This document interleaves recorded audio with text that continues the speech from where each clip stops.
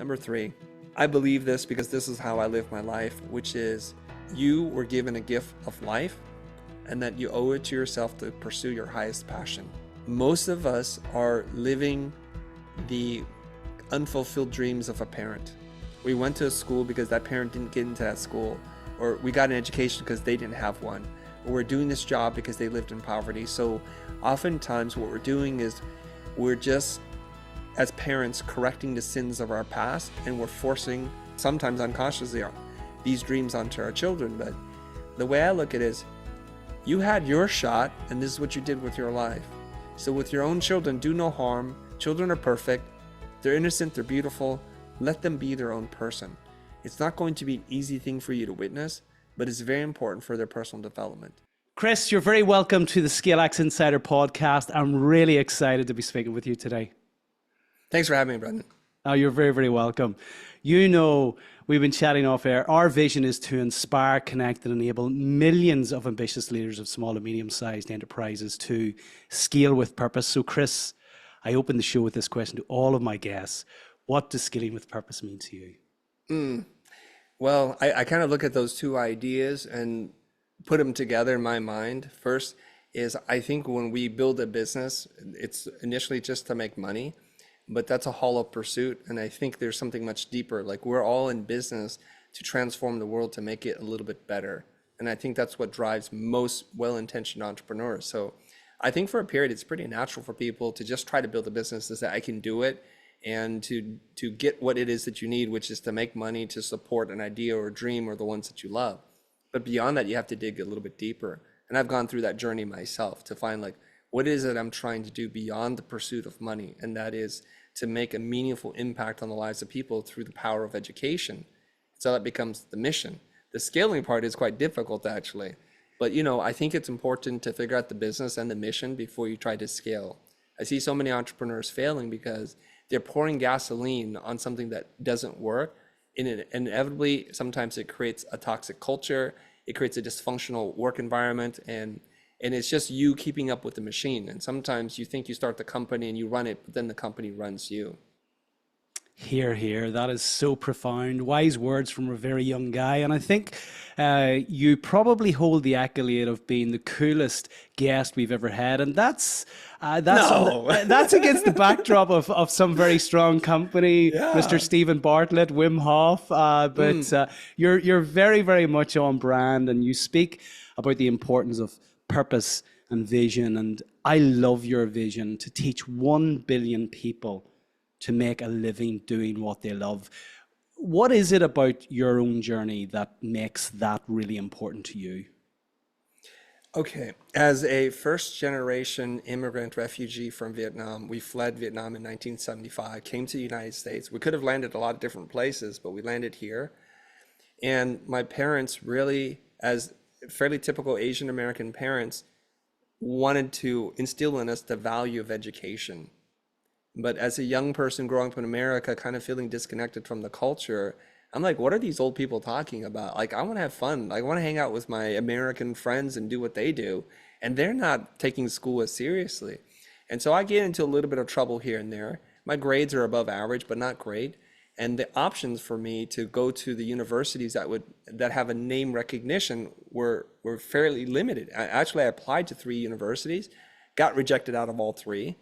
Which I think was very heartbreaking for my parents. And I didn't want to be the child that didn't fulfill the prophecy, and I think it must have brought some shame to them. And I had to just process that a little bit.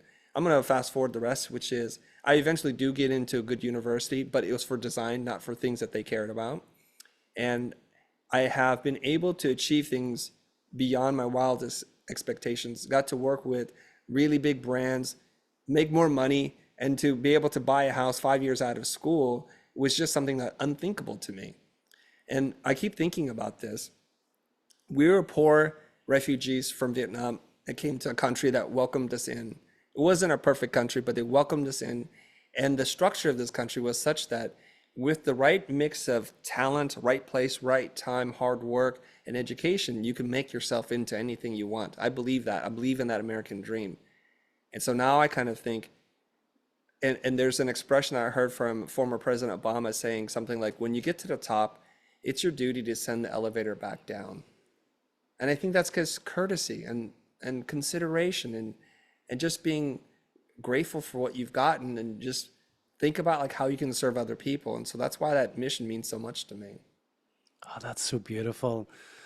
That resonates with a line from a previous guest we had on the show, the wonderful Kingsley Akins, who is a networking expert, and he said exactly the same thing. He's a gentleman now in his 70s, and he devotes a huge amount of his time, and he doesn't have to, mentoring and coaching others much younger than him, in his words, sending the elevator back down. And I've had the privilege last year of visiting your wonderful country. I cycled from Vietnam down to Cambodia for a Marie Curie charity.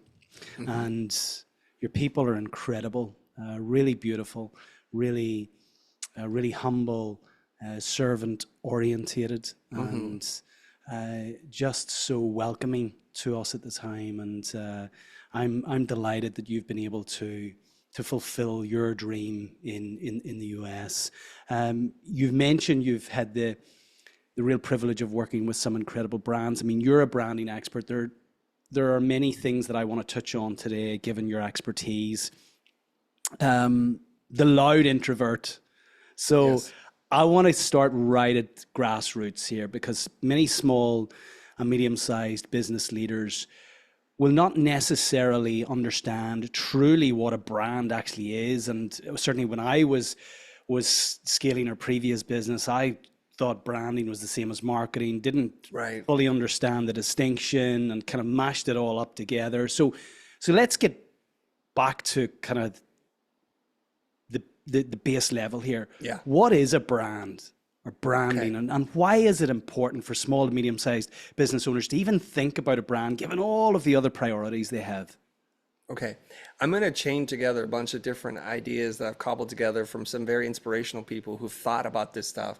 And it would take too long to cite all of them, so I just caveat this thing. Like, I have no original ideas. I'm just a good student. I share these ideas with people. When I speak on stage, I will tell people like I'm the Asian Robin Hood. I steal from the information rich and I give to the time poor. Okay, I've done some of the work, and if you trust me, I'll give you what I've learned. All right.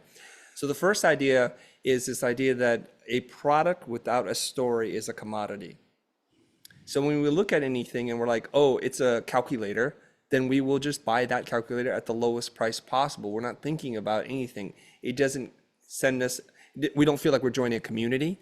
We don't feel like more prestige in our mind, like I have some status because I own this calculator. So when you buy bread, milk, or eggs, and there's no story to it, it's a commodity. And for a lot of instances, they're usually commodity. But all of a sudden, a loaf of bread that comes from a really respected baker in town who is a multi-generational baker who sources the grain from this one farm, and there's provenance over like where everything comes and goes. All of a sudden, that same loaf of bread goes for a premium. And you can measure the value of a brand very specifically, because a lot of people think brand is this fluffy, intangible thing that isn't very valuable. And I challenge that all the time. The amount of money you're willing to pay for it in excess of its cheaper alternative is the value of that brand. So the easiest example I can provide to you is if you look at a bottle of water, in America, I think there's over 150 brands of bottled water that you can buy. I'm sure it's more than that, but I just did a quick check on Amazon. It's like 150-ish. And so there's water that sells for 50 cents, and there's bottled water that sells for dollars, like $4, $5, $10 for the same amount of fluid.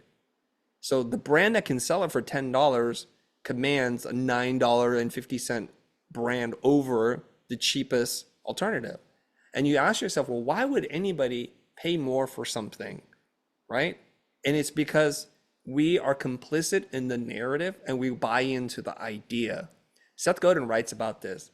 And he said something like, all marketers are liars, right? They tell you a story and you kind of like, I want to believe that story. And the very famous example he provides in his book is like, for a certain elite group of people who drink wine or brandy or cognac, I'm not a drinker, so I don't know what the expensive scotch, let's say it's scotch, right? You have to drink it from this glass. It's like hand blown, it's artisanal. The glass is very expensive. And to the person, they swear that when they drink from this glass, it tastes different because there's ceremony and there's a weight to the glass, and you know that it was hand blown by this respected person or family or artisanal and all these kinds of things.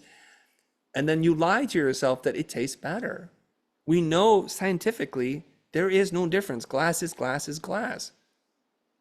So we know that we can measure the value of a brand also because the t-shirt that you wear, if it's a generic shirt that you can buy at Costco or one of these big box stores, you can buy 3 shirts for like 10, 12 bucks now.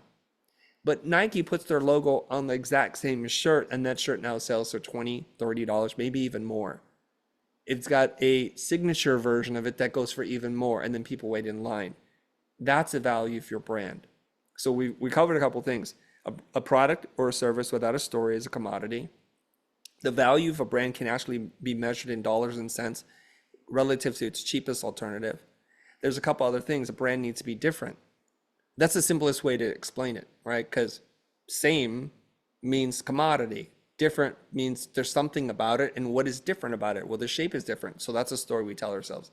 The packaging, the label design, the logo, the materials, what they print on the bottle, Fiji, artisanal water, untouched by man. I'm like, I don't even know what that means, but it sounds pretty cool, right? And the essentials, like hardworking water. It's like, my water is lazy. This is hardworking water. It's high performance water. I'm like, what? And people buy it. Clearly people buy it because it's on the shelf in a prominent spot. So if you ask yourself, is a brand valuable? Do I need one? You just have to ask yourself, do you want to fight for the lowest common denominator at the price point? Or do you want to fight for the hearts and minds of customers who prefer you and choose you? The last thing I'll say about this is, I think Marty Neumeyer wrote this. He goes, a brand is when someone will go out of the way to cross the road to buy your product because it's not in stock on that side of the street. I love that. So powerful. And I know you are making your way to Ireland in October time. And I urge you to visit a wonderful company called Bread 41 on Pearse Street in Dublin. You gave the bread example earlier on. There is a queue outside their shop at 7:30, 8 o'clock every morning, queuing for bread that's probably 3 or 4 times more expensive than an ordinary loaf in the Spar shop around the corner, because they bake fresh sourdough, and they have an incredible story around this brand. They have a huge Instagram following just of people who see them breaking the bread open. It's incredible, and they talk about the integrity of the ingredients, and the challenge for them from a scaling perspective is they do not want to compromise the ingredients and the process of baking this bread, this sourdough bread. They've cracked that challenge, but yes, that's the power of a brand. That's the power of a brand. Every time you drive down Pearse Street, you can see the queue out the door. Bread 41. Very, very, very powerful. You have both a strong business brand, you have the Futur, you've got Blind, but you've also a very, very strong personal brand. So what should we focus on and why? Okay. Personal or business? Are you asking that as an open-ended question, or are you asking from the point of view, like, advise us? Advise us, because ultimately we've got to choose to prioritize where we put our resources. Our resources is a time, money, our marketing efforts, our marketing team. So what should we focus on? The elevation, the amplification of our personal brand, or the amplification of our business brand, or both? Okay. This is a very difficult question to answer, so I'm going to try to give a nuanced response to your question. It depends on the business that you have, if it's more product oriented or service oriented. Meaning, some things you buy and you have no idea who makes it, but it's a beautiful thing and you love it and you're happy about that. I think that's more important for you to focus on the business brand. If it's a service oriented thing and it's a small to medium sized business where it's got finite ability to scale and it's a very human to human interaction, I think you need to start taking seriously building your personal brand. And I want you to visualize this image. And I thought about this the other day, and I haven't made the slide yet, but eventually I will. is you take an icon of a human, simple silhouette, and you say, this is you. And this is all of your business things, all the things that you do for marketing, for sales, customer retention, lifetime customer value, all those kinds of things that a business needs to have. And then what you put next to it is you put your personal brand, and it's a multiplier. And so if you take the icon, you use the multiply symbol, the X, and some X other variable there. The stronger your personal brand is, the more your business benefits from that. Okay. Now we can take a very controversial figure here in America, at least, Elon Musk. And for a long time, I'm a big fan of Elon, and now I'm not so much a big fan. But Elon and his companies like Tesla, they spend very little money on advertising. Because when Elon wants to talk about something, the press will give him all the free advertising in the world. And he can announce something on X, or he can do something on a traditional news outlet, and they're just happy to cover it. And we're thinking like, why Ford doesn't have this? Chevy, Toyota, Honda, BMW, basically no one is clamoring to hear from their founders or their CEO, because Elon has been able to transcend this marketplace by being the figurehead. Like his ideas, his vision capture us, his imagination. Like he's like the real life Tony Stark, for better or for worse. And there's something captivating and fascinating about him. And I think did he say he has Asperger's, or he has some? Yeah, he's neurodivergent. He's neurodivergent. And so even when he speaks, it's not super comfortable to listen to him, but there's something really compelling, because I think no matter what your beliefs are, he comes across as fairly clear about who he is, what his beliefs are. So it's very authentically Elon. Like he literally went on stage and said, well, F you advertisers. And everybody's like, oh my God, did he just really say that? And they pulled out. So, and he's willing to say what he thinks and suffer the consequences of his actions. And I think that is so different in today's landscape of people being managed by strategy teams, PR teams, marketing. Everybody is so curated that we just long for something real. Like, go ahead. Yeah, this is really interesting. I've just come from a trip where I took CEOs to visit the Porsche factory, the Volkswagen factory, the Mercedes factory. And when I mentioned Porsche and Mercedes and Volkswagen, I actually don't know who the CEO, I can't name the CEO of those three companies.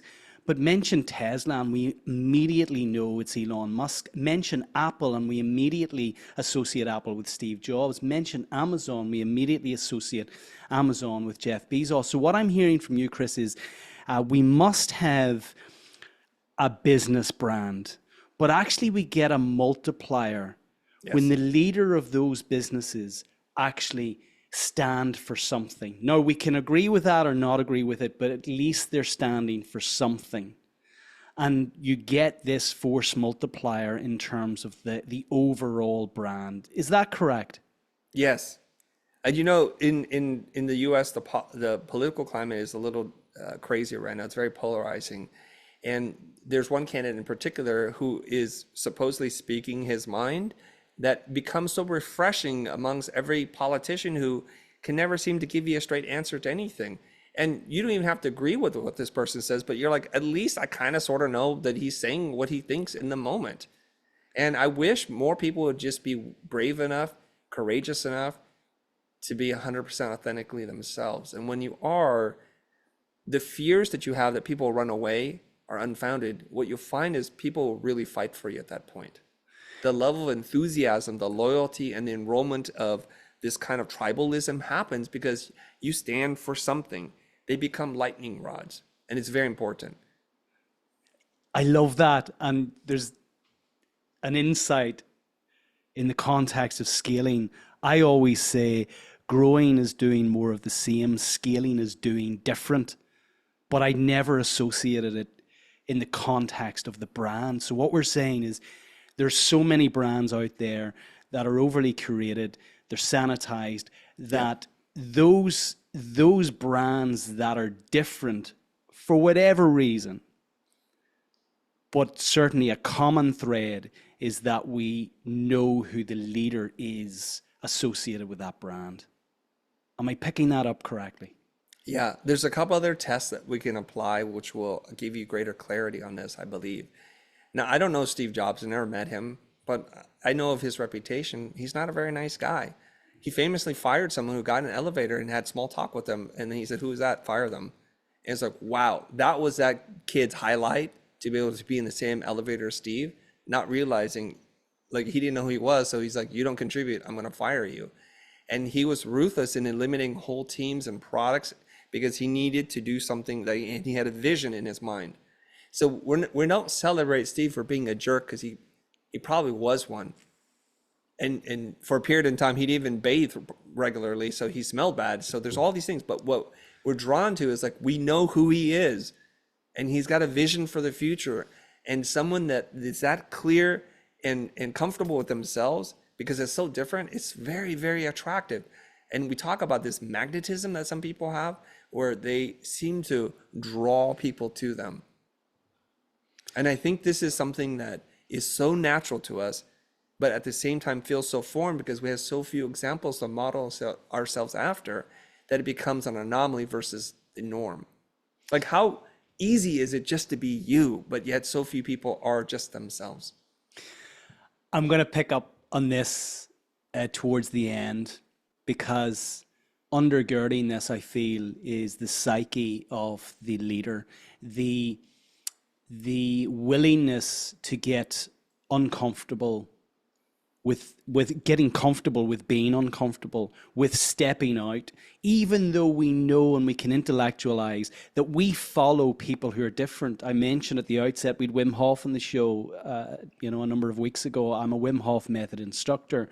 Wim is batshit crazy, but he is literally changing the world with his method to make the world happy, healthy, and strong. And we follow him. He endears us to him because he is different. He is authentically Wim.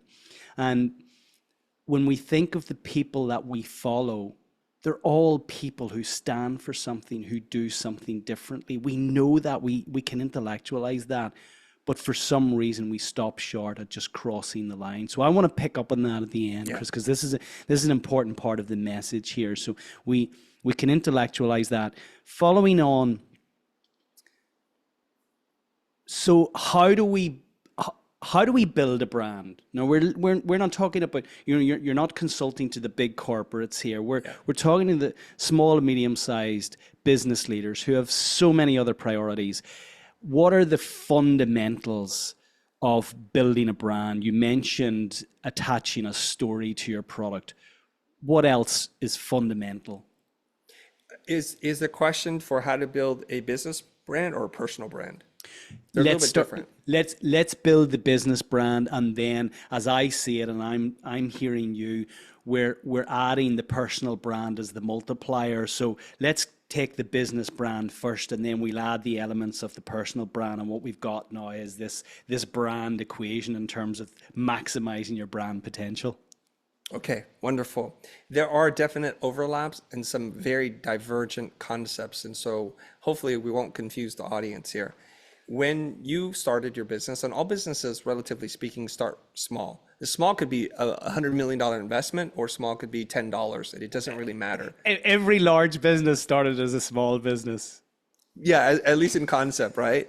So there are the founders, and the founders had an idea, they had a vision for the future. They see the way things are, the way things should be. And it doesn't have to be world changing. It's just a small idea. And so that becomes part of the origin story of the founder and their motivation, and they build this thing. It could be like you make cookies like Mrs. Fields, or Colonel Sanders was like, I can't remember when Harlan Sanders started his company, but I think he was in his 60s or 70s. He just like wanted to make chicken. It's like, okay, so it begins there. And so then what made it different? Well, the Colonel had 11 secret herbs and spices. Just the marinade on this thing was so delicious, and you can build it off that. And so when you start to look at the identity that has evolved over the years, it's built in his face, his story is integrated, his likeness, and so that story is told. Otherwise, it's just fried chicken. And we need something like that. It's not chocolate chip cookies, it's Mrs. Fields cookies, and there's a there's an image or an icon of her face too. So we start to say like, how do we tell the story in the most efficient way? This is very important. Stories are long, they're drawn out, and the longer the story is, the harder it is to tell, to remember, and to share. So what we do is we know the story, we find a symbol to represent that becomes a touch point for people to recall the story, right? So when you pick up, I thought for a long time that Colonel Sanders was an invention like Ronald McDonald. There is no Ronald McDonald that made the burgers. So I thought it was just a mascot they created. So when you find that out, it's like, okay, that's kind of interesting. And so what you want to do is to make sure your brand is in touch with the founder story, the spark, the inspiration, and weave that throughout the product and the experience. Okay, so if you are a person who, let's say, grew up really poor and have been able to transform yourself, and the reason why you want to build this company is because you want to feed homeless children or something like that, if you hide that story, then people don't have anything to attach themselves to. And it's very important because in this day and age, we have too many choice. We have an abundance of choice. And so when we buy something, we're kind of shaping the world that we want to live in. I support this business, I don't support that business. What I'm saying is I want this one to succeed, and by virtue, I want that one to fail. And so the brand with the strongest tribe of people who are enrolled in their story will win. It will always be this way. There are Nike people and there are Adidas people. There are Pepsi people and there are Coke people. Clearly the Coke people are winning. And that's because they feel some kind of connection. It's like getting into what I think Rory Sutherland talks about, the perceived intangible value of things. So you need to know what that is. Okay? And interestingly, right at the outset, when I asked you to share why your vision was important to you, you demonstrated a level of humility, vulnerability, a desire for change, and a kind of hero's journey. You know, you've got to the other side. You did that within a couple of minutes, and you had me endeared to you immediately. And I've context now for why you do what you do. So I know this. The products that we create, the educational products we create, someone easily can create the same thing. And literally people do copy it and then try and sell it. But then the consumer, depending on who they are, is like, well, I want to get into Chris's story or Mary's story or someone else's story. And they decide that. They want to see someone win and someone lose by virtue of not giving them support financially. And so this is very important. So you have to help people. This is really a strange concept. You have to help people form their own identity in the things they buy and support. It's wild, right? So 100 years ago, we don't have any choice. We're just fighting for survival. But in the last 50, 60 years, we now have so many options that it becomes a different pursuit. Like survival is just given, and now it's about identity. Like, who am I? And there's a quote from Anna Lappe who said something like, every dollar you spend is a vote for the kind of world you want to live in. And that summarizes that concept really succinctly. Okay, you buy a certain kind of headphone, you buy a certain brand of microphones because every other brand isn't that important to you. For quality, for aesthetics, for the narrative that this is a good company, lots of things, or status. And status cannot be overlooked because a lot of what we do now we buy because of status. I belong to this club of people. And so you have to give your consumers, your customers, your fans, something to buy into beyond the product. Very powerful. So the founder's story, the narrative, the understanding why you are selling this product or service, a symbol that gives the signal to consumers that, oh yes, this relates to this product or service. What else must we do? Well, there's one really important thing. The name is really important. So there's the brand name, and then there's your name as the founder, and there's something that we can do with both. So as a student of branding and marketing, some names are great, some names are really tough to work with. So when there is a fruit juice company that's called Tree Sweet, like you kind of understand the whole story in the name. Or I think it's a brilliant name too, like Public Storage. I accidentally say Public Storage all the time, though that is a brand name. And it's just like when you think of something like, and it becomes ubiquitous, like, wow, that just is so obvious, it makes perfect sense. So some names are challenging where there's no meaning to it. So what you do is you develop a tagline, a short 3 to 5 word thing that captures an ethos or an idea or a mantra or something like that. So Nike's tagline is just do it. And for a lot of people, they can interpret that in a lot of different ways. But I think what happens is when you understand the brand on a deeper emotional level, it makes perfect sense. So a lot of people think Nike is about performance and it's about like being the ultimate version of yourself. I don't think it means that at all. If you look at all of Nike's marketing, I think what they really are trying to say to you is within each one of us lurks great potential. And they're trying to do their best to say like, you might not play like LeBron, but there's more in you. But all you need to do is to take that initial first step. That any sense of improvement is better than no improvement at all. And they don't make, in my opinion, the highest performing technical gear. On the contrary, they have to pay for a lot of that sponsorship for people to wear the stuff. But what it is that they're capturing a much bigger market in the kind of sport adjacent enthusiasts living vicariously through your heroes and your icons. And they give you that sense that if I buy this sneaker or if I buy this jersey, I could be like Messi or I could be like LeBron. And that's cool enough for me. They understand that story so well. And there's something in that, Nike and it by itself, if we land it down here as people from outer space, Nike wouldn't mean anything. There's a level of context given to that when we hear "just do it," yeah. And what I'm hearing from you, Chris, is that's appealing to every single person. Essentially, there's an athlete inside each one of us. And of course, this gear is going to help us unlock the athlete, but it's appealing to our emotions. It's appealing to a feeling. I could potentially feel different with this product.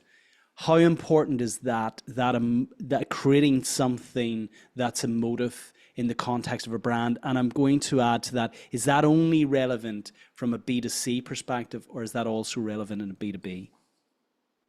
I can only answer this from a B2C perspective because I haven't really studied B2B relationships. They're very, very different. And when you say how important is it, I say it's critically important. Now, I'll say this, and I kind of think about like where all this stuff begins. So if we look back into like as a kind of like a fantasy depiction of this, I'm a fan of Game of Thrones. Okay, and we see the battlefield, and I always wonder this, how come they don't actually kill each other? Because for the most part, if everyone's European or whatever, or from a certain area, they kind of all look the same. How do you know? Well, because they have different armor. And when we watch the thing, they're like, raise the banners. I'm like, what? Yeah, because there's some poor kid holding up a flag and painted blue and there's a certain shape to it. So that's the modern or the old version of an icon or a logo. And the uniform that you wear literally will get you killed or someone will defend you. And then they have expressions like a Lannister always pays his bills or something like, or always pays his debts, or unbowed or unbroken or whatever it is, or the dead can never die. They have these expressions that becomes part of that culture and that tribe. And then they have symbols, colors, flags, uniform, expressions. And you're like, that makes total sense. They're literally going to war with people in a life or death battle. So now we take it into the modern context. Maybe you're a Drake fan or you're a Lamar fan. Is it Kendrick Lamar? No, who's the beef between? Do you know the beef? I'm messing up here, so we'll have to edit this you, part out. no, we don't have to. You see, you're speaking to somebody in their 40s, Chris. So who Yeah. doesn't watch or listen to the news? The only Okay. news I get is from my teenage kids. Okay, so we'll both fumble through this part, and Yeah, this will there be we go. funny. There's this beef that's going on, and there are video upon videos explaining how this beef came about. So there are people on one side of this battle, on another side, and as long as no one gets hurt, I think it's pretty funny. I just don't want anybody to get hurt over this. But there are Nike people, and there are Adidas people, there are PC people, and there are Apple people. They're Audi people and they're BMW or Mercedes people, and they swear by their brand. So much so that they buy the t-shirts, the caps to show you affiliation or fealty to their brand. And it's hilarious if you step out of it and just look at it from like the alien point of view. And what did they do so well, these brands, that people are kind of ready to raise their banners and wear their uniform? It's kind of, isn't that fascinating? And we It's all play a part in this. yeah, like I I was somewhere recently and I noticed that someone had a Harley Davidson tattoo on their calf. You know you've made it in the brand world when people are tattooing their brand on themselves. Is there anybody out there with a Chris Do tattoo? No, and that would scare me. And I'm waiting. I'm waiting for that to happen. Then I know I've made it because we've not made it yet. Clearly. Absolutely. We had Alexandra Watkins, the brand expert, on the show some months back, and she took us through a beautiful framework in terms of the importance of your name. I'm going to put you on the spot. ScaleX Insider is this sub brand of our company name, which is simple scaling. Score simple scaling out of 10, Chris. Score what? Score our company name simple scaling out of 10 in the context of being a good name for a brand.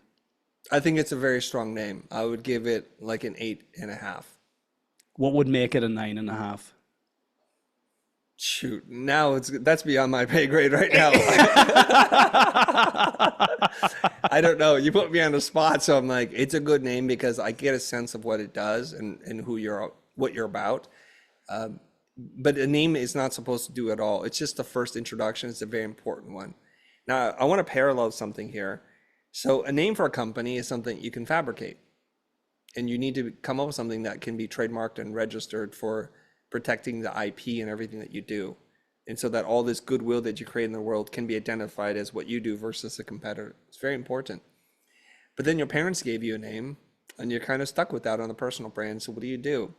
So I've been working on this, and I've kind of devised this thing that I reference as a two-word brand. And it's a very difficult thing for people to come to.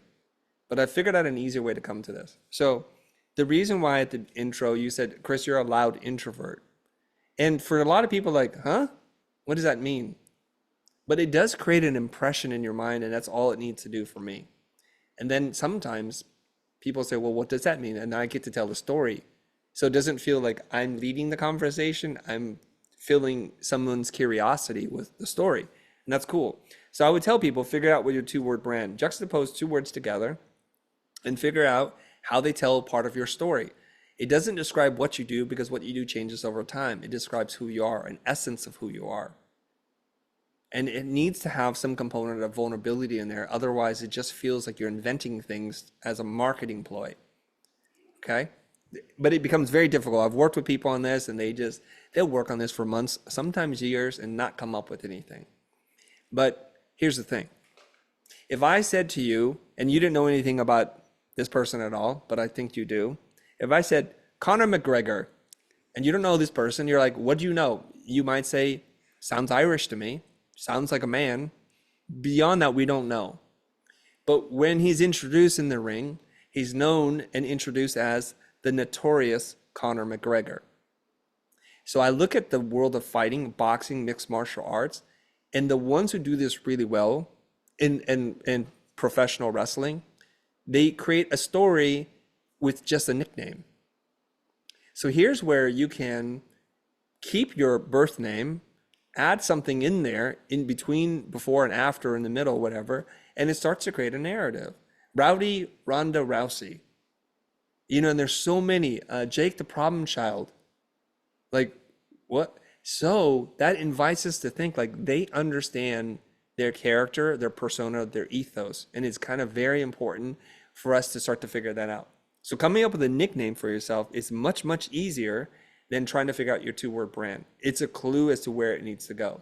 So think back, while you're growing up, what did people call you? What did your mom, dad, or your uncle or grandpa or grandma or somebody call you? Or in the playground, you're always known as Ace or something. So you might want to think about like, why did they call you that? Because knowing yourself is one of the most difficult things to do, but the clues are all around there if you start to look. It's so powerful. And this brings in the whole question of identity. And I was listening to an interview recently. I'm trying to recall who it was, but an athlete who is quite introverted, very quiet off the field of play, but he has this nickname that actually allows him to step into this identity when he's on the field, which is completely different from the person he is off the field. But his coach had helped him create this nickname, which ultimately became the cape that he wore in the context of an identity that he stood on as he went out to battle in whatever sport it was. I can't recall exactly. So this idea of identity, and it's something, just to give you a little insight in the context of simple scaling, what I hear with loud introvert, it immediately, it makes you stop because there's friction between those two words. How can somebody be a loud introvert? It's an oxymoron in the context of those two words. Simple scaling, I get challenged all of the time, say, but that can't, like, scaling isn't simple. And I said, you're confusing simple with easy. Simple means uncomplicated. And actually, scaling is uncomplicated, but it's not easy. It requires effort. But we have defined the 10 principles that are present in every successful scale up. But they require effort in order for you to actually apply these. So it creates a conversation. And I didn't fully appreciate that at the outset when we created this, but actually, you've given it some theory as to why this is the case. Mm-hmm. So we have the story, we have the symbol, we have the name. Is there anything else that we should have fundamentally in building our business brand before we kind of move on to the multiplier, which is the brand of the leader? Well, I think I forgot to talk about something that's very important. It doesn't really matter how good your team is at storytelling and packaging and design. If fundamentally the service or the product that you make is a piece of crap, eventually that is your brand. It's like it came in a shiny box, but inside was a turd. And so we have to just say, like, we want to help people who actually do something good, who want to transform the world for the better. Yeah. And not just chase the dollar or the pound or whatever it is that you're chasing.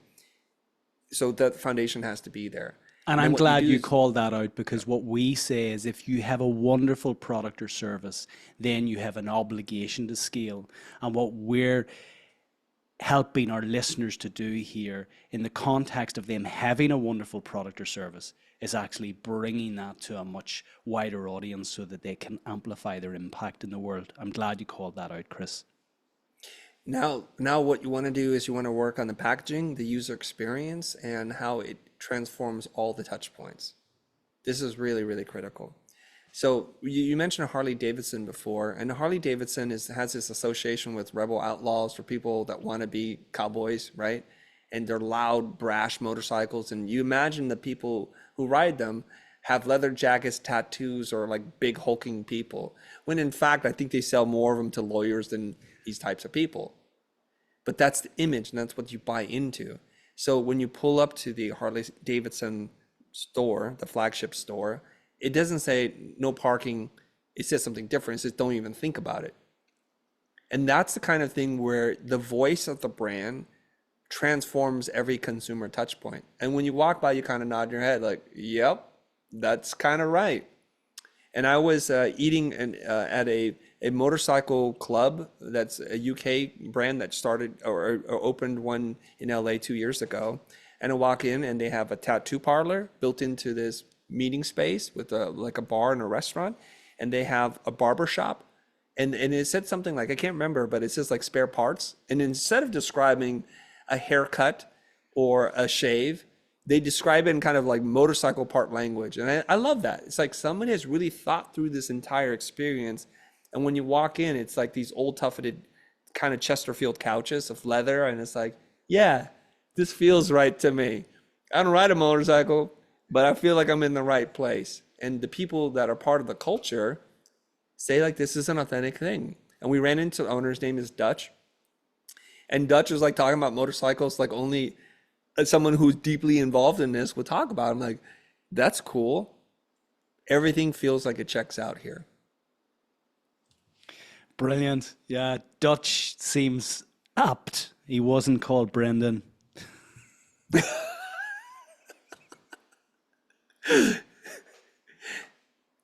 We'll just leave that one there. We let that hang for a moment. Yeah. So how do we kind of multiply the impact of everything we've described from a business branding perspective with the development then of the personal brand? What fundamentally must we have and must we consider when we're developing a personal brand? Okay. There's something here I have to say, because not all people can carry a strong personal brand, because not everyone is charismatic, not everyone is philosophical or has a deeper soulful way of looking at the world. So there's just something, we'll just call it the X factor. Not everyone has it, and I can't always tell you ahead of time, yeah, everyone can go out and be this thing. And it's not so easy, because obviously there are very few examples out in the real world. I think it starts with someone who understands who they are, have stopped apologizing. So it's kind of like this uncompromised, unfiltered self that is highly self-aware, is self-accepting and self-confident, that then starts to draw people to you. I think usually when we see people, especially in America, who are loud and brash and chest forward and walks into the room and sucks the oxygen out of the room, we think, oh, that must be the charismatic personal brand. Well, they have a personal brand. I don't find them to be very charismatic at all. I find them to be a turnoff. They have all the flashy things and the trappings of commanding and asking for attention all the time. I think inside that person is a really insecure child who has still not healed from their mother wound. And they're trying to prove to the world and to themselves on a daily, moment by moment basis. And they're very off-putting to me. I find that the people that are most attractive and draw people to them have a quiet power to them. They don't need to show it. They don't need to exert it. And they hold space for lots of people. And then all of a sudden people are like, wow, what do you have to say? What is your point of view on this? So I think part of this is understanding that all of us have stories, have trials and tribulations, and the heroes that emerge from these things look at their trials or tragedy in a way that they've grown from it. I ask people, what is the difference between like Batman and Joker? Batman's parents were slaughtered when he was a child, but he used that moment to say like, I will become the knight for the city, and I will protect people so that other people don't fall victim to this kind of thing. The Joker has a traumatic experience as a child, instead says, I'm a victim to all this stuff and I will make people hurt. And I know that's an extreme way of looking at the world, but we must have friends who've had adversity and people who play the victim card. Like, why does this keep happening to me? And life is unfair. And that's the narrative they put out there, versus the other people are like, you know what? Without that adversity in my world, I wouldn't have become as resilient as I am. So those things shape us. And leaders, I think, or charismatic people have a different way of looking at the world. I don't know how much of that is nurture versus nature, but the two of us can experience the exact same thing and walk away with completely different stories about what had just happened. So someone who understands that, has healed from that initial wound, and is generous and has a point of view and is willing to share that with the world, I think that's the foundations of having a very strong personal brand. Really powerful, and you're a case in point in this. in terms of everything that you've just described, with a YouTube following of more than 2.5 million, a LinkedIn following of almost 600,000, a huge following across social media. You're a case in point. I'm going to come to that before we close. I want to come to something because I was guilty of this as a leader of a small company that ultimately became a large company initially, and my background's in finance, so I just put marketing, branding all in the one bucket.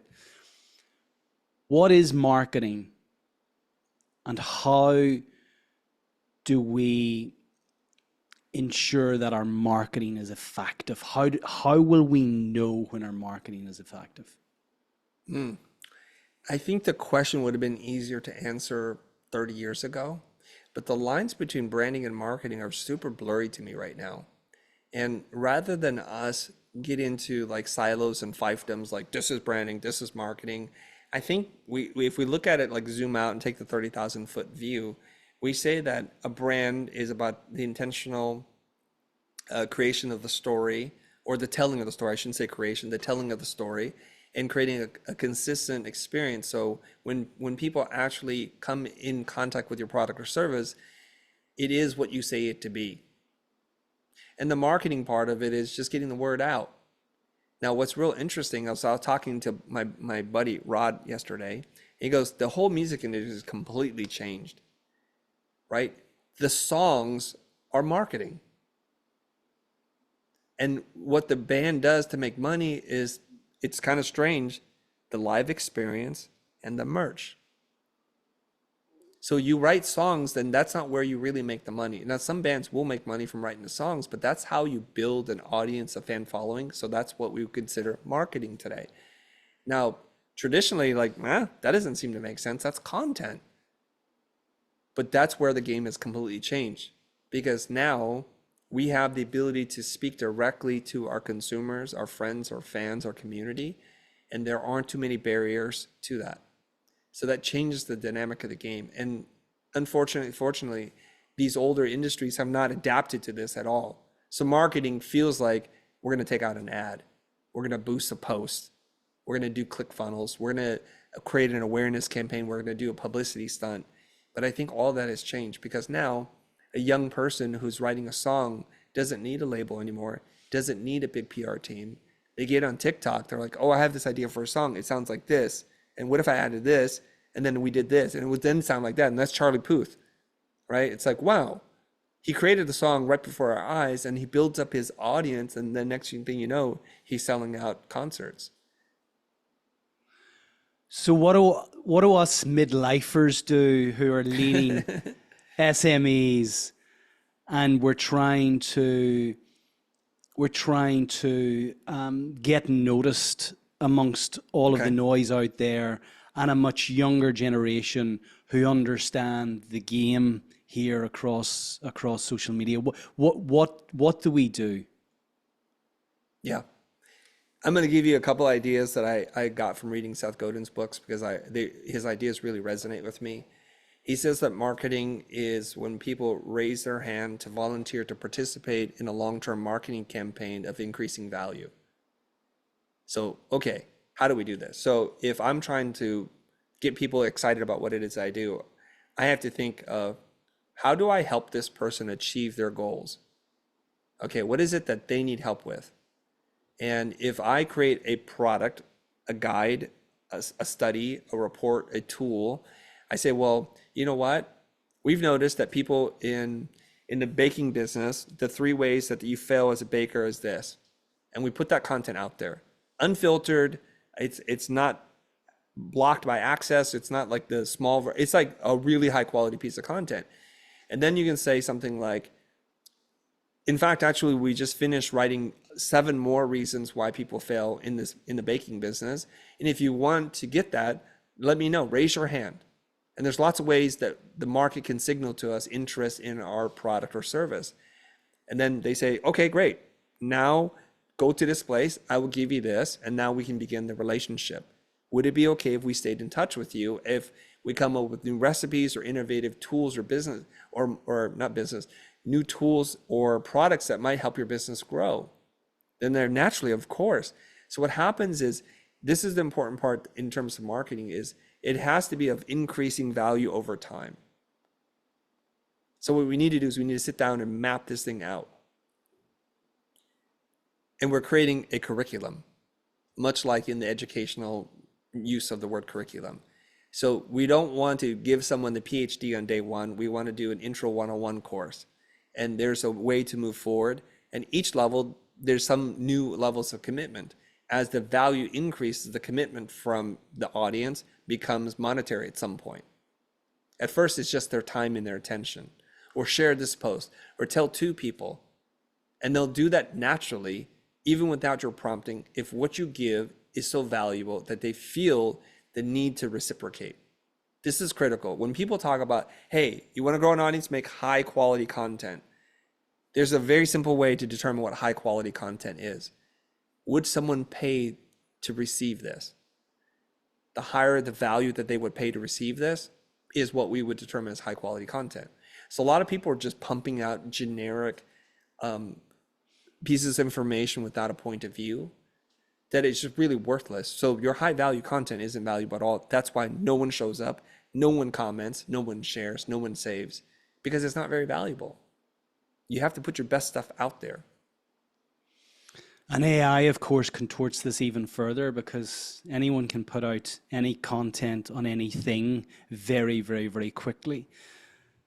So it seems to me that in all of this, it's more important for you to stand for something. It's more important than ever to have a focus as an SME leader on a brand, and kind of nail yourself to whatever it is you stand for, and shout loud about that. Ultimately, you're going to, what I'm hearing from you, Chris, you're going to get people who are willing to fight for you because they stand for something similar. And you're not going to win everybody, but that's not what you want to do. So I want to pivot for a little moment. You've mentioned the word community 3 or 4 times since we started the podcast. You have created an incredible community. It seems to be a critical component of any business model now.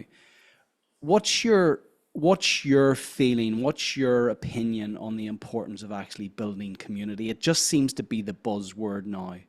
Yeah. There are a lot of buzzwords like brand, personal brand, permission marketing, community building, and people say all the time because they think that by saying it, it's going to be true. A community is formed kind of organically based on shared values and interests. So if you don't stand for something, like what is this community? What is the connective tissue here, right? What is it that we all care about, that we're willing to kind of like hang out with each other and talk and try to build something together? Now, my answer is completely biased, and I want to just say that up front, is I see my own identity as an educator. And that's why it's tied to our mission, to teach 1 billion people. And so I think the best way to build community is to help empower them with information, with tools, so that they can better their lives. And what happens is you get the positive kind of leftover energy of that. And what do they do with that? And they want to help you. And then they see each other and like, wow. I'll give you an example here. Is if you were to organize an exclusive dinner and you charge $1,000 for it, and you've promised some kind of transformation in there, every single person who shows up, they're going to be much more interesting and much cooler to hang out with because they have the means, they have the desire to learn something. And so, like when you go to like high ticket events, the quality of people who show up are very different than the general population, because there is something that's bringing us together. It doesn't have to be monetary, but there is a filter that says, you know what, are you in business, or do you prioritize personal growth and development? That's who shows up for our stuff. The curious, the hardworking, the autodidacts. Well, that's kind of an interesting community that shows up. And they feel this disproportionate kind of, admiration or appreciation for you, because you've been broadcasting to them for days, weeks, months, and sometimes years. So when you actually get this community together, there's just kind of this intangible, palpable energy that you can just like, wow, everybody here, they're really good people. And I think that's the beginning of your community. I never set out to create a community, but one formed, and we have a relationship with them because almost always I'm the guy who's responding to your questions and comments, not a team, not a, like it's not an offshore thing that happens because I feel like I need to create fake engagement. So if you see someone responding and it sounds like me, it's because it is me. And the answers are short and sometimes they're curt because that's how much time I have and that's the amount of patience I have. So I think there's something wonderful that forms when people feel that connection to you because you've helped them. They want to reciprocate. Given the knowledge and expertise you have across lots of different platforms, speaking again to the SME leaders who are potentially from a different generation, what platforms should we absolutely be on? This answer is, I have to follow up with a question itself. What is your most natural way to create content or express yourself? And then the answer to the platform will be dependent on that. Some people love to write because they're good researchers and they're very good at creating stories in the written word. So I would then say if you love to write, LinkedIn is a pretty good place. People want to read. And if you love, like if you're very charismatic and you have a great voice or a way of having conversation, like you're a great conversationalist, a podcast is perfect for you. And then we could just look at all the different dimensions. If your way of expressing is like through puppetry, maybe Instagram or TikTok, and you can use puppets. The thing is to not force yourself into a platform because that's what everyone else is doing. Do what feels natural to you so that you don't feel that friction of creation. You got to remove that because even when you're in your own lane, even recording something or writing something is difficult. Don't make it more difficult, unnecessarily difficult by adding things to it, because that'll prevent you from sharing your story, your ideas, and helping the world. So what I'm hearing is align yourself to the platform which is going to support you maintaining your authenticity. I'm going to challenge you. Okay. Because I've been following you for quite a while now. I love what you do. You speak a lot about mindset, and you speak directly to the fact that you were not comfortable creating, video material, and you now have 2.5 million people who subscribe to you creating content, video content for the channel. So how do we discern between the fact that we are potentially compromising our authenticity, or we're simply chickening out from actually stepping across the line and getting comfortable with being uncomfortable? I knew where you're going with this question. I knew it. I had to wait for you to finish. You're like, hey, dummy, isn't that a contradiction to what you just did? And how did you overcome this? Okay, you're right. There's a couple different things. I don't pretend to think that everyone that hears this like, yes, today is the day I start my podcast, or I'm on Instagram, I'm going 1000%. I have to give them information that they can actually apply and use and build up over time. I have some unique circumstances, and once I explain it, you're like, oh, that's why it went down that way, okay? So before I make any YouTube video, I'm teaching at Art Center for like 15 years. I'm lecturing, I'm doing the thing in a very small classroom, and I'm wild, I'm crazy, and I'm super comfortable being myself. Oftentimes, I reflect like when I'm on the drive home, like I wish that was recorded somehow, because that would have been so fun. I would probably be fired and canceled for this, but I don't care. I just want to do that. But then come along my friend Jose, who's like, let's make YouTube videos. And I'm like, I don't want to do that. But that in a way was what I wanted. That was the fantasy. Like we can tape the interactions I have with people. The part that was really foreign to me was to look at a piece of glass and say, that's not a person. Like, who am I talking to right now? And that was the biggest hurdle I had to get over. And we've learned this in the 10 years we've been making content. Our best content, the one that gets viewed the most, the one that gets talked about the most, is almost always with another person in the same room as me. When I'm sitting there just talking to a piece of glass, it's not the same because I don't come alive there. And that's the mental part I had to get over. I had to put in the reps of doing the ugly, hard work that no one likes, but is necessary to develop an ease and a skill for speaking on camera. Each and every single time I hit one of these moments, I kind of bite down. I said, get through this. You're stronger than this and you can do this. Now, were you on Clubhouse when it was popping? I was probably got on a little bit too late, but yes. Yeah. Okay. Now, when Clubhouse is around, I'm already years into making YouTube videos, but I was nervous as heck. I was like, oh my God, it's almost my turn to speak. I know they're going to call me.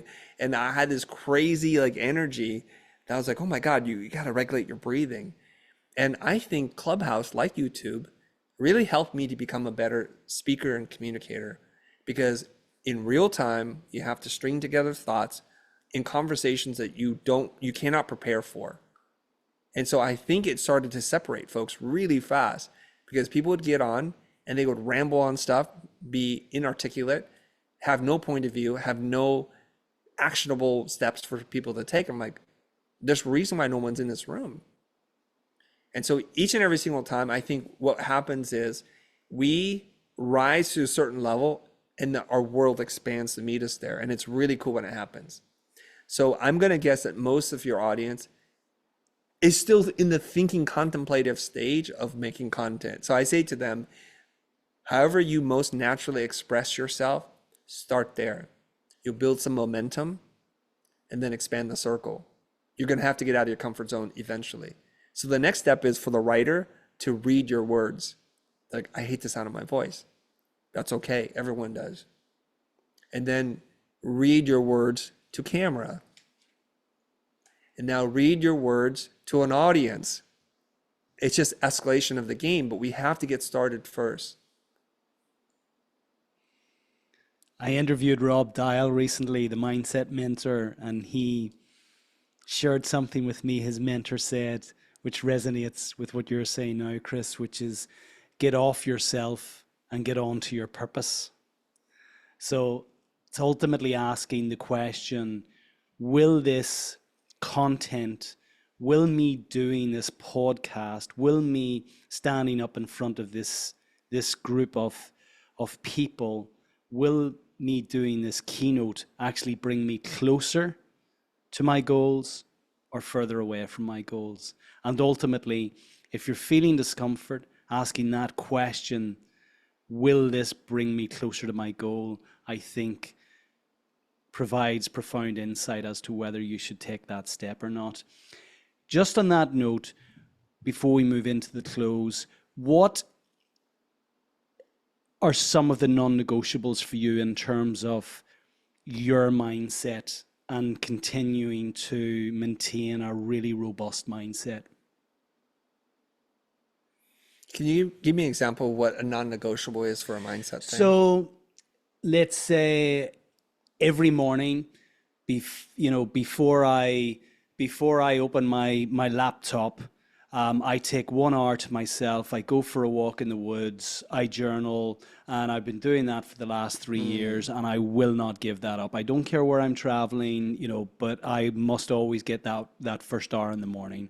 Or I go for a coffee, and I don't look at my phone. There are some things that have undergirded your mindset now that you're probably doing. You don't, unbeknownst to yourself, you're what do they say, unconsciously competent now in the context of what you do. So just, can you share with our audience some of the things that you do? Yes, I think I can share something that my business mentor taught me many years ago, and he would say to me every time I would complain about something about employees not doing what they're supposed to do, or like why the clients gave the other vendor the project and not us, he'd always like wait for me to finish my complaining, and then he would smile and he goes, Chris, there's just two types of people, victims and volunteers. Are you a victim here? And I'm like, what do you mean, Kier? He was like, well, who hired those people? I'm like, oh, me. Who allows this behavior to persist and doesn't say anything about it? Oh, that would be me. So are you a victim or did you volunteer? I see what you're saying. And so I try to like filter that through everything that I'm doing, is that I need to stand here and know that almost everything that is within my control is the thing that I consciously or unconsciously decided on.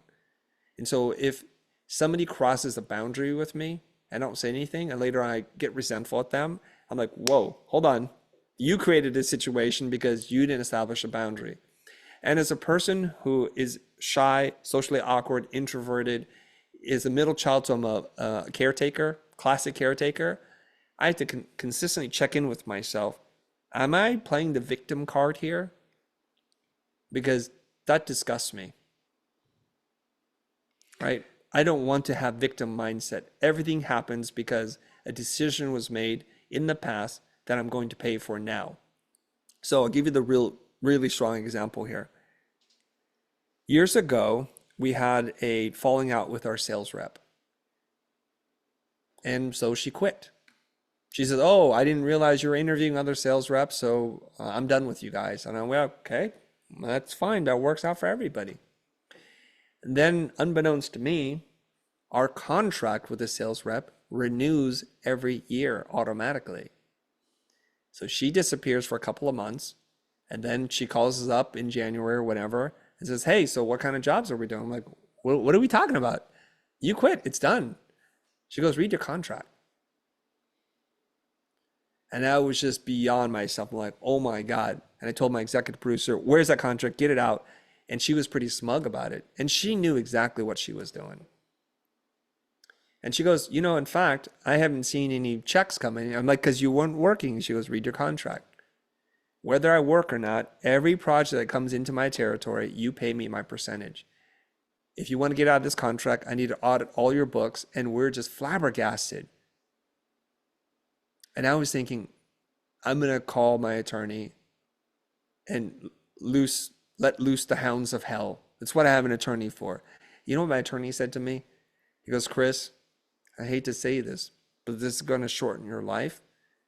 I don't know what we're going to get or not get, but it's very tricky because it's a he said, she said thing. And the contract says you owe her money. I'll fight it for you, but I don't think it's a good use of your money. This decision cost me $30,000. I was like, I felt so unjust in this whole thing. And you know what?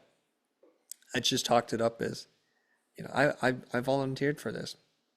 I did not read that contract. So to me, that was a $30,000 lesson. Read the fine print. You did this yourself. An expensive lesson that I hope I don't repeat again. That is so powerful. Harnessing that piece of wisdom and continuing on that stream of thought. Can you share with our listeners 3 timeless takeaways? 3 timeless takeaways. I knew this one was coming. This one I was stressing out over.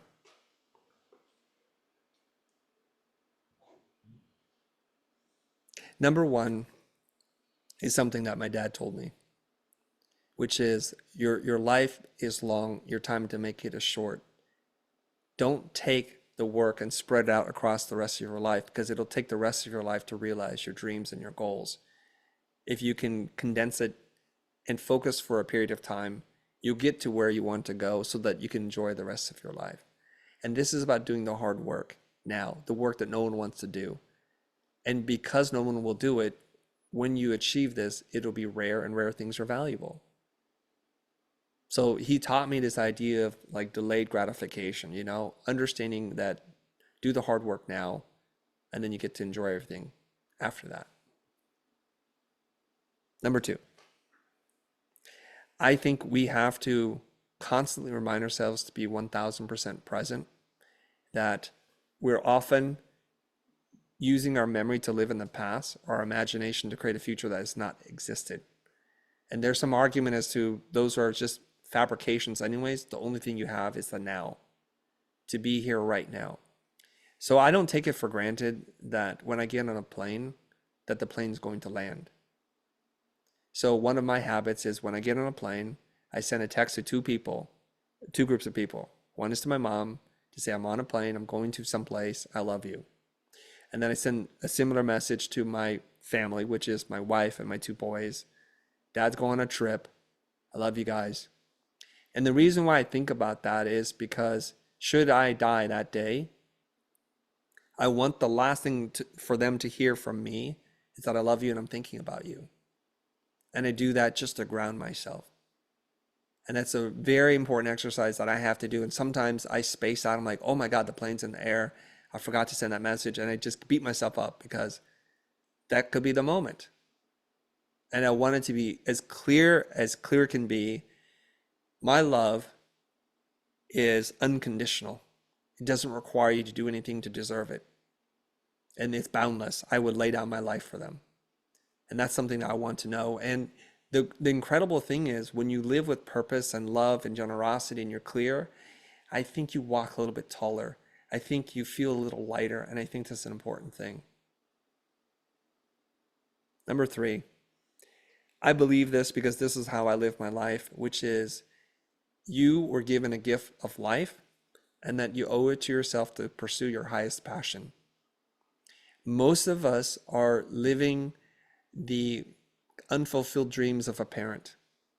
We went to a school because that parent didn't get into that school, or we got an education because they didn't have one, or we're doing this job because they lived in poverty. So oftentimes what we're doing is we're just, as parents, correcting the sins of our past, and we're forcing, sometimes unconsciously, these dreams onto our children. But the way I look at it is, you had your shot, and this is what you did with your life.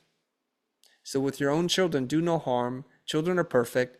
They're innocent. They're beautiful. Let them be their own person.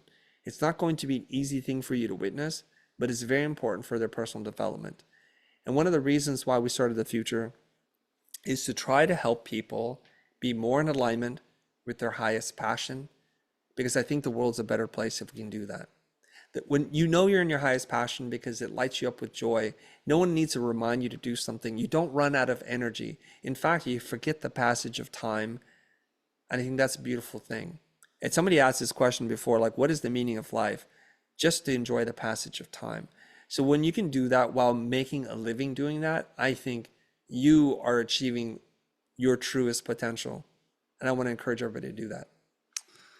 Hear, hear. And it's an absolute joy to witness from the sidelines you living out your passion and serving so many people across the globe. And to your second timeless takeaway, I want to thank you sincerely for being truly present with me today. This has been a wonderful conversation, certainly from my end. I hope you've enjoyed it. I want to thank you for your time, for spending your time on this planet with me this afternoon and sharing such value with all of our listeners and showing up with such wonderful, positive energy. I love what you're doing. Can you share with our listeners what you're up to next, Chris? Yes, well, I want to encourage everybody who would love to just share space with me to just make sure you follow me, because I'm trying my best to get out of my introverted shell and I hit the road, and I do workshops, I do public speaking, and even if it's not your industry and if you see that I'm speaking somewhere relatively close to you, I'd love to see you. And I'm going to make one request of you is please don't be the shy person that I am. Come up to me and say hello. And if you want a picture with me, if you want me to do something with you, just ask me, because I won't ask you and it would be really too awkward, people staring at each other, not knowing what to say. So I invite you to do that because I want to hear your story. I want to learn about the things that you struggle with, what your challenges are, and more importantly, what your wins are. You know, in America, we have this culture of celebrating our wins, and we don't look down on people when they celebrate it. I know in certain parts of the world, it becomes like too self-centered to do that. But I'm telling you right now, when you're like, oh my God, I just closed a $200,000 job. I'm like, give me 5 right now. I am just thrilled beyond belief. I'm I can't say this, but I'm proud of your achievements, and I'm rooting for you on the sidelines every chance I can get. That is brilliant. And every week, the last communication we send amongst our team is our wins of the week, 3 wins of the week. This will be one of my wins this week, having this conversation. So you mentioned to reach out to you, to connect with you, to find out about your community. So for people, where best to reach you, Chris? You can find me on most social platforms. I'm at the Chris Doe, and Doe is spelled D-O. I couldn't get Chris Doe, so it's the Chris Doe. It's not an ego thing, everybody. Or you can just look us up on our website. It's thefutur.com. The future is spelled without an E, so it's Futur, thefutur.com. Brilliant, Chris. Look, I wish you continued success in everything that you're doing. You're building an incredible community. You're delivering and serving people in such a wonderful way. Thanks once again for showing up today. Take care, Chris. Thank you very much. I really enjoyed our conversation. Thanks for holding space for us. Chris, thank you. I love that.